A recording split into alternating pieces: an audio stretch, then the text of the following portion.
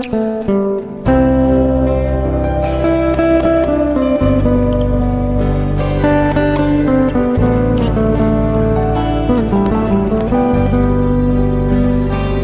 Gubernur Sumatera Barat Audi Joinaldi menyebutkan pembebasan lahan tol Padang Sicincin sudah mencapai angka 80%.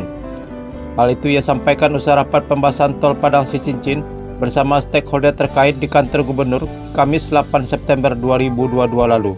Jadi dengan adanya yang disetujui lagi sebanyak 91 bidang yang dibayar, berarti sudah selesai 80% yang sudah dibebaskan lahannya saat ini, tutur Wagub Audi.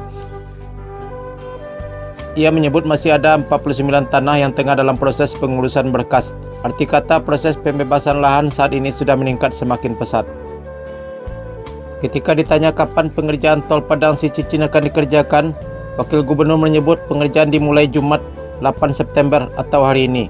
Esok hari ini dilakukan peninjauan lapangan dan pengerjaan tol pun akan langsung dilakukan, tutur Wakil Gubernur.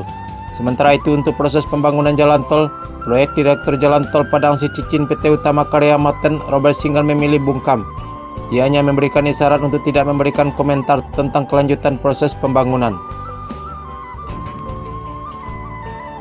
Kemudian staf ahli bidang ekonomi dan pembangunan Provinsi Sumbar Safrizal mengatakan adapun kendala yang dihadapi oleh pihaknya dalam menyelesaikan pembebasan tol Padang Sicincin yaitu masih adanya mafia tanah, di mana pas dikeluarkan nilai appraisal tiba-tiba ada saja yang menggugat. Dirjen Pengadaan Tanah dan Pengembangan Pertanahan Embun Sari menyampaikan agar pihak Balai Wilayah Sungai BWS bisa menyerahkan data penlok yang sudah selesai dan belum dibayarkan secara detail, sehingga jelas mana yang harus dilanjutkan untuk pembebasan lahan. Terkait penlok, jika masa berlakunya sudah habis maka harus diperbaharui.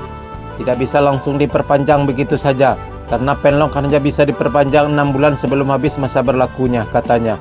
Tambahnya, jika memang ingin dilanjutkan, pastikan masyarakat tidak menolak penlok tersebut. Seperti diberitakan sebelumnya, staf ahli bidang ekonomi Provinsi Sumbar Safrizal mengatakan pembebasan lahan tol Padang Sicincin banyak terkendala karena sengketa dalam kaum, di mana ketika diperiksa adanya perselisihan antara Mamak dan Kemenakan yang saling berebutan bahwa tanah tersebut adalah milik mereka masing-masing. Jadi waktu ditanya itu kata Mamaknya itu milik dia dan Kemenakannya juga mengaku itu miliknya, sehingga ini menghambat kita dalam menyelesaikannya, terangnya.